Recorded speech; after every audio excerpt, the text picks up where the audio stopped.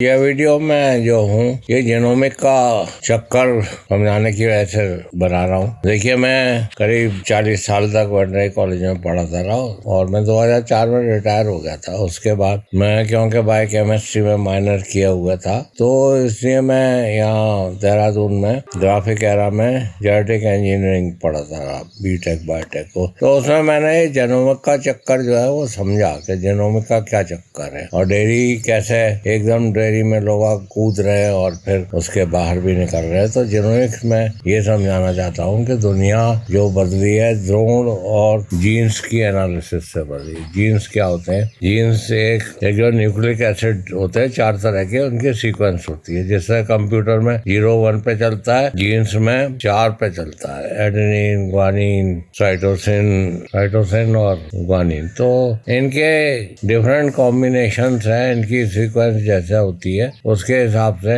Different type की proteins बनती है। वो प्रोटीन फिर ये डिसाइड करती है कि जानवर का दूध कितना देगा, जानवर की आयु कितनी होगी, उसका रंग क्या होगा। अब ह्यूमन के हिसाब में मतलब जो है उसके कौन से रोग हैं जो उसमें होते हैं उस जीन की वजह से, या मतलब उसका कलर कैसा है, उसकी वॉइस कैसी है। तो इसमें ये समझ लिया कि जीनोमिक्स से तो सिर्फ सीक्वेंस पता चलती है। सीक्वेंस को पता करके वो जो बछड़ा है जो पैदा हुआ है उसका बता सकते हैं कि इसको सीमेंट के लिए रखा जाए या ना रखा जाए। जितने इसमें कैरेक्टर्स होते हैं, मान लीजिए उसमें दूध देने की क्षमता तो बहुत ज्यादा है पर उसमें अबॉर्शन होते तो उसको नहीं रखेंगे वो। तो इसी हिसाब से इसका बीज जो है वो 700 रुपए से लेके और 300 रुपए तक का आता है। और जो प्रोजेक्ट टेस्टेड है उनका सस्ता आता है। मतलब इसकी कंपनी है कि ABS जो दुनिया में करती है। ये देखिए क्लिष्ट चीज है, ये बिना केमिस्ट्री पढ़े और बिना मैथमेटिक्स पढ़े इसको नहीं आप कर सकते। ये पंचर जोड़ना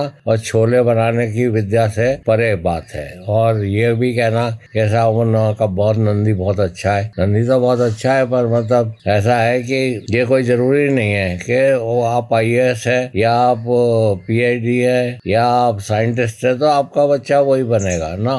तो वेरिएशन हो जाता है उसमें। इसलिए ये कहना कि साहब ये नंदी बहुत अच्छा है, बहुत गुणकारी है, और वो जब तक उसकी बच्चियां जो है उससे ज्यादा दूध प्रोड्यूस ना कर लें और उसका स्वभाव भी ठीक ना हो। देखिए, मैं कुत्ता खरीदने गया था तो उसने कहा कि साहब they are bad to behaviour, तो मैं उसको समझ नहीं पाया। वो बहुत अच्छा अल्सेशियन कुत्ता था। वो ऐसा था कि रास्ते रास्ते चलते चलते आप उससे अगर कह देंगे कि भैया तुम घर चले जाओ, गो होम, तो वो घर चला जाता सीधा। वो बहुत जल्दी ट्रेंड हो जाता था। तो ये ब्रेड टू बिहेवियर होता है। मतलब ये नहीं है कि दूध ही ज्यादा देगा, मतलब वो दूध तो ज्यादा दे रहा। अब सब सरदार जी से पंजाब में बता रहे थे कि साहब मेरी तो जितने भी जानवर है सब जीव निकालते रहते हैं, हर वक्त जीव निकालते हैं। अब यही एक कैरेक्टर उनमें बहुत खराब आ गया, बड़ा बुरा लगता था। लेबर तो कहता बाबू जी से सापिन का जन्म ले लिया। अब पता नहीं सापिन का जन्म ले लिया या कुछ दिया, पर मतलब वो जो है वो बैड कैरेक्टर है, उसका भी जीन है। तो इस तरह से मैं आपको ये समझा रहा हूँ कि एक तो ये सीक्वेंस वाली बात होगी कि सीक्वेंस देख के आप ये पता लगा सकते हैं कि क्या इसका क्या हाल चाल है। पहले मतलब इसी काम को करने में 3 साल लग जाते थे, क्योंकि पहले सारे बुल को रखते थे, फिर उनसे बच्चियां पैदा करते थे। मान लिया 100 बुल रखती, फिर उनसे 100 बच्चियां की, फिर उन 100 बच्चियों का दूध देखा। अगर उनका माँ से ज्यादा है तो उसको रखते थे, नहीं तो नहीं रखते, या उसमें कोई गुण खराब है तो उसे नहीं रखते थे। तो उसमें तो बहुत समय लग जाता था। अब ये कहते हैं कि आप ओपरा जी ने ले गए, साहब भाई करी ले गए, गिरी ले गए। अरे गिरी ले गए तो उनका रिकॉर्ड रखा और उनका रिकॉर्ड रख के फिर उनको बुल सिलेक्शन किया, और जब DNA टेक्नोलॉजी आ गई तब उससे सेलेक्ट करना शुरू कर दिया। तो यहाँ तो प्रोजेक्ट टेस्टिंग में मैं भी रहा हूँ। यहाँ तो कोई किसान जो है वो दूध ही बताने को तैयार नहीं है अपनी गाय का कि उसने कितना दूध दिया, बछिया का दूध। वो कहते नजर लग जाएगी साहब, बहुत से चादर टांग के तो उसका दूध निकालते हैं। तो अपने देश में तो ये संभव नहीं है। फिर दूसरी बात है कि वो जो बुल्स जो बच गए उनका आप क्या करेंगे 3 साल रखने के बाद, और कहाँ रखेंगे उन्हें 3 साल। मैं 15 यूनिवर्सिटी में था, डायरेक्टर ऑफ फार्म, तो 500 एकड़ का था। तो वहाँ पे भी कितने बुल रख लेंगे आप, ज्यादा 30-40 रख लेंगे, और क्या रखेंगे। फिर उनका लड़ाई झगड़ा बुल्स का और उनमें रखना, उनका फीडिंग मैनेजमेंट। तो वो लोग तो मीट ईटर्स है, तो वो तो खा जाते हैं उनको बाद में। हम लोग नहीं कर सकते, तो हम लोग ऐसा बुल सिलेक्शन नहीं कर सकते। भाई ये जीनोमिक्स आ गए, तो जीनोमिक्स में ये समझ लीजिए कि इससे काफी प्रगति हो रही है। जो जीनोमिक रखते हैं वो तो डेयरी में है, और जो जीनोमिक में नहीं रखते और वही 10 लीटर 15 लीटर वाली गाय रख रहे हैं, वो आउट हो जाते हैं। वो दिन भर ये सोचते रहते हैं कि रखे कि ना रखे, साहब इसमें कोई फायदा नहीं है, नौकरी ढूंढते रहते हैं, ये भी कहते रहते हैं इसमें कोई फायदा नहीं है साहब, हमने तो पहले ही कहा था। तो जीनोमिक की जो गाय है वो पंजाब में सर 2 लाख रुपए की बन रही है। अच्छा बाय द वे मैं आपको ये भी बता दूं कि जीनोमिक भैंसे नहीं होते हैं, अभी तक दुनिया में जीनोमिक भैंसे नहीं हुए हैं। भैंसे जो है वो तो वही है, मतलब सेलेक्ट कर लिया उसके बाहरी गुण देख के, तो उसमें भी कोई खास प्रगति नहीं हो रही है। उसमें आपको 20-25 लीटर वाली भैंस ही मिलेगी। और गायों में जीनोमिक्स के आ जाने से अब ये हुआ है कि काफी सारी गाय ऐसी है जो 35 लीटर और 40 लीटर और 50 लीटर दूध देती है। अभी इसके बाद मैं आपको बता रहा हूँ ट्रांसजेनिक क्या होते हैं। ट्रांसजेनिक वो होते हैं तो जीनोमिक हो गए, उसकी जीन सीक्वेंस देख के उन्होंने उसका सिलेक्शन कर लिया। अब ट्रांसजेनिक ये होते हैं कि जैसे उसे फुट एंड माउथ हो रहा है तो फुट एंड माउथ का जीन ही निकाल देंगे जिससे, या उसको हीट ज्यादा लग रही तो हीट का जीन ही निकाल देंगे, तो ये ट्रांसजेनिक हो गए। तो ट्रांसजेनिक अलग है और ये जीनोमिक्स अलग है। फिर जीन एडिटिंग भी होती है, मतलब जैसे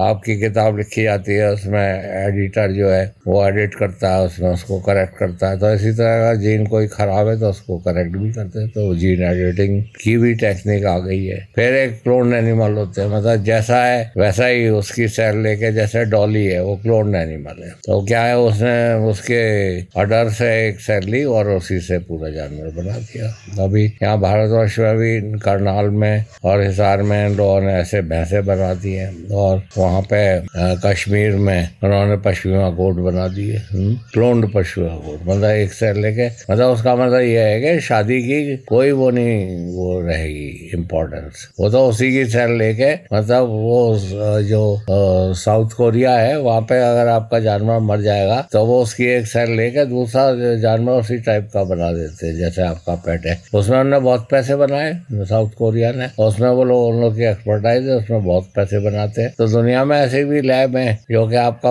अगर मतलब कुत्ता या बिल्ली मर जाए तो कुत्ता या बिल्ली को बनाए। वो चाइना ने तो एक ऐसे क्लोन्ड गाय भी बना दी है, 140 लीटर दूध देती है। और गाय जो है वो ज्यादातर एक ब्याज मतलब 10 महीने, मतलब 305 दिन, 305 दिन इसलिए कहते हैं कि 5 महीने जो है 31 के होते हैं, तो 305 दिन में हमारी देसी गाय तो करीब 1,500 लीटर दूध देती है। जो जर्सी वगैरह है, ये जो जिनके आप ज्यादा गुण गाते हैं जैसे गिरी है, साहिवाल है, रेड सिंधी है, थरपारकर है, ये करीब 4-5 हजार लीटर ही दूध देती है। हमने 4-5 हजार लीटर दूध देती है, तो मतलब इनका एवरेज 10 होता है। और इनमें खास बात ये भी है कि ये जैसे ही प्रेग्नेंट हो जाएगी तो ये ज्यादातर इसके जानवर जो है दूध से भाग जाते हैं। आप जैसे फार्म में जाएंगे, मैं फार्म में था तो वहाँ वो बताते हैं, आपको एक गाय दिखा देंगे। यहाँ कालसी में भी आप जाएंगे, देहरादून में जहाँ रेड सिंधी, वो एक गाय दिखाएंगे सारी 20 लीटर दूध देती है, ये 25 लीटर दूध देती है, पर उनका एवरेज देखिए तो 6 या 7 है। वो जूनागढ़ में भी इतना ही है, यहाँ उत्तर प्रदेश में इसके फार्म है, लखनऊ में गजरिया था वहाँ भी इतना ही है। अब तो खैर वो वहाँ से शिफ्ट हो गया। और इसके अलावा यहाँ है देहरादून में, उसका भी इतना ही 6-7 है। तो 6-7 में मतलब कोई फार्म नहीं चलता, मतलब उसकी इकोनॉमिक नहीं। वो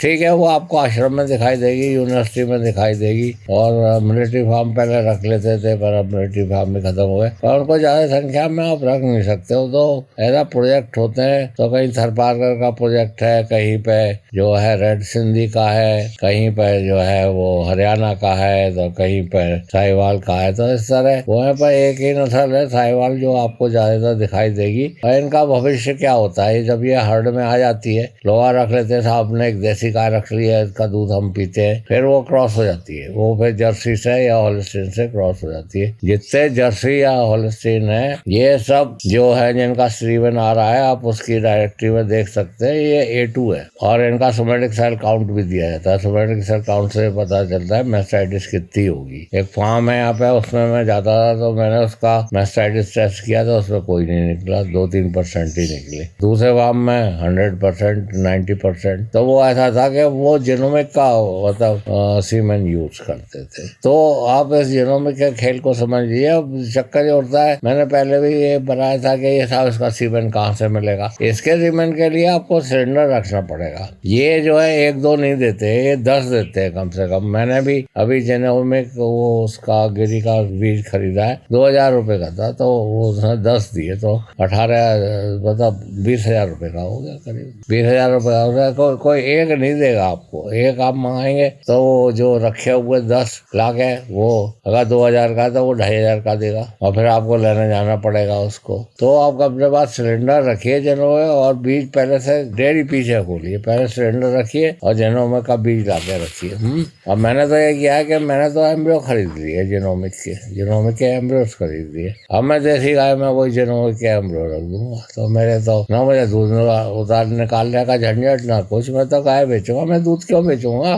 दूध बेचना सबसे बेवकूफ़ी का काम है। जो आप पैसा बना सकते हैं वो ब्रीडिंग में ही बना सकते हैं। तो मैं इसको शुद्ध भाषा में इसलिए कह रहा हूँ कि दूध बेचने में बहुत बंदिश है। अब मैंने देसी गाय ले ली, सस्ती देसी गाय मिलेगी, उसमें एम्ब्रियो रख दूंगा और जब वो बच्चा जो उसी का दूध पिएगा, वो बच्चा पी ले भाई दूध, और इम्यूनिटी उसी की आएगी। तो मैं तो इससे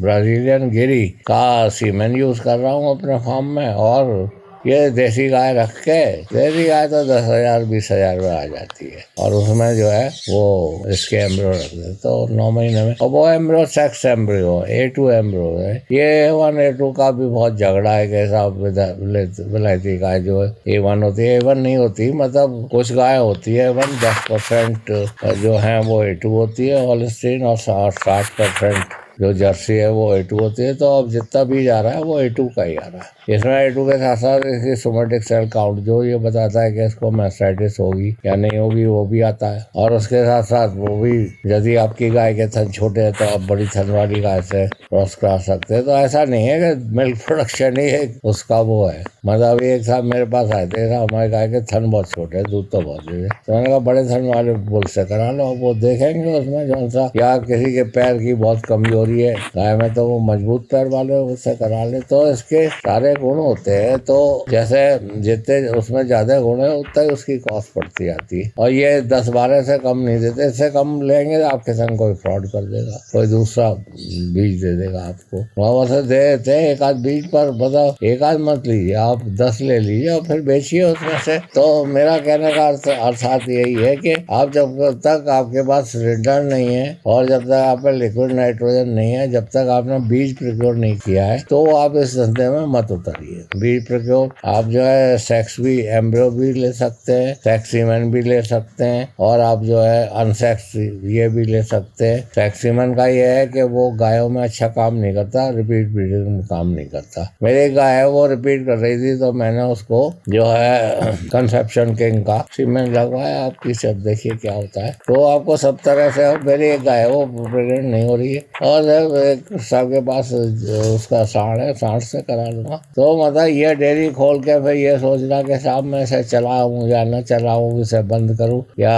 खोलूं, इसका क्या करूं। एक साहब आए हुए और वो उनने 40 हॉलिस्टीन रख रखी है, और वो ट्रेनिंग पे है। वो कह रहे साहब, मेरे घर वाले कह रहे साहब डेयरी आप बंद करो, डेयरी मत करो, तो इसको शादी नहीं करेगा, डेयरी रखो। ऐसी बात नहीं है। अगर आपके पास 40 लीटर वाले 35 लीटर वाले जानवर है, आपका दूध 40 रुपए लीटर भी बिक जाता है, तो ये जो है उसका धंधा है। इसमें बारे में आप कुछ भी पूछना चाहते हैं आप पूछिए।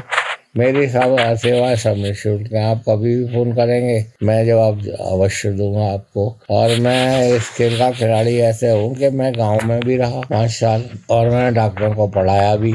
और मैं फार्म भी देखता रहा, 15 यूनिवर्सिटी का 500 एकड़ का, और मैं विदेश में भी रहा। तो मैं BBSc MBSc PhD और मेरी दक्षता जो है वो एम्ब्रियो ट्रांसफर है कि मैं किसी के दरवाजे पे जाके एम्ब्रियो ट्रांसफर नहीं करता, मैं अपनी गाँव का करता हूँ और आपको सिखा दूंगा कि ये एम्ब्रियो है भाई, ऐसे डाला जाता है, आप डाल के देख लीजिए। क्योंकि बहुत सी जगह बहुत सी कंपनियां जो है वो डाल रही है गौरदेवी वगैरह, वो 10 में डालती है और उनकी कोई गारंटी नहीं है। तो हम तो ये कह रहे हैं कि हम आपको दिखा देंगे, और हम अभी अपनी गायों में डाल रहे हैं और एम्ब्रियो फ्लश भी करते हैं हम। ऐसी कोई बात नहीं, आपको फ्लशिंग सीखनी है या एम्ब्रियो को रखना सीखना है तो आप सादर निमंत्रित है, और आप इसका जीनोमिक बुल का चक्कर समझ लीजिए।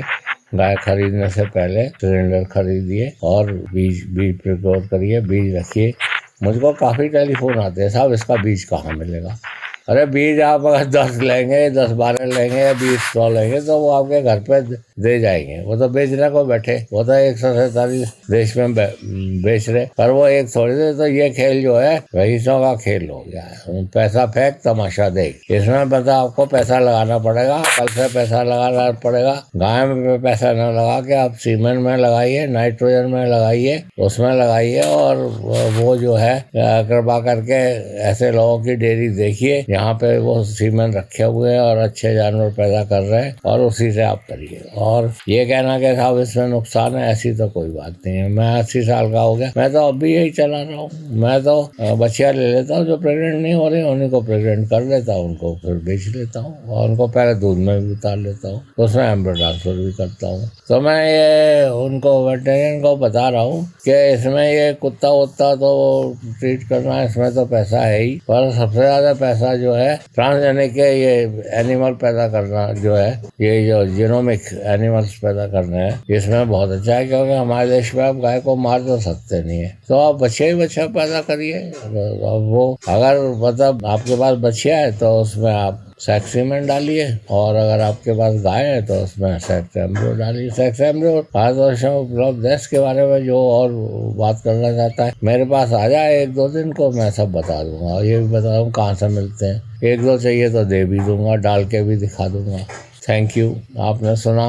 आशा है कि आप इससे प्रभावित हुए होंगे और आप अपनी दिशा ठीक से निर्देशित करेंगे। धन्यवाद।